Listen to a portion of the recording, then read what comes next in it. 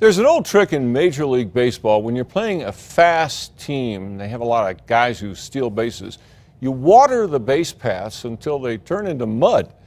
But what's going on at one Albuquerque Little League complex is totally out of control. They are watering the fields so much you'd think we were living in Seattle. But we're not. We're in Albuquerque, in the throes of a brutal drought. News 13's Kim Holland found out what's happening on special assignment. It looks like an oasis in the middle of the desert. Lush green plants sprouting up where small streams run freely, but this is no oasis. It's an overwatered complex of baseball and softball fields in Albuquerque. It's pretty excessive. This is the home of the Alameda Little League in the North Valley, where kids ages 4 to 14 play ball. During the day, these fields are being saturated with hundreds of thousands of gallons of precious New Mexico water. It runs off the soaked grass, collects on the warning track in the outfield, and runs outside the fence, creating a wetland. The water is almost ankle deep in some spots.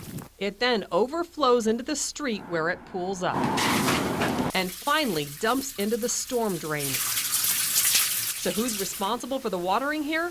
Well, the city built the fields and turned them over to the Alameda Little League. I didn't realize it was this bad. The league president, Matt Pullen, admits the watering is excessive. Our problem that we're trying to figure out is trying to figure out how to manage our sprinkler system. We told him what we saw one day last week. Sprinklers ran for more than an hour and a half on just one of the 5 fields, and the watering ran past 11 a.m. when the water department starts fining users for being wasteful.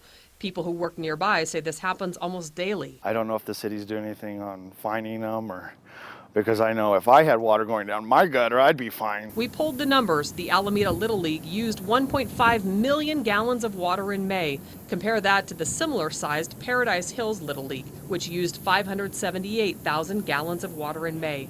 That's a little more than a third of what Alameda used. The volunteers that run the Alameda Little League are trying to figure out how to correct the problem.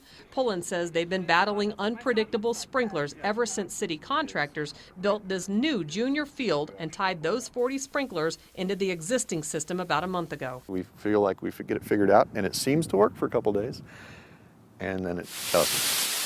After hearing of the excessive water use, the city's Parks and Recreation stepped in this week to help the Little League.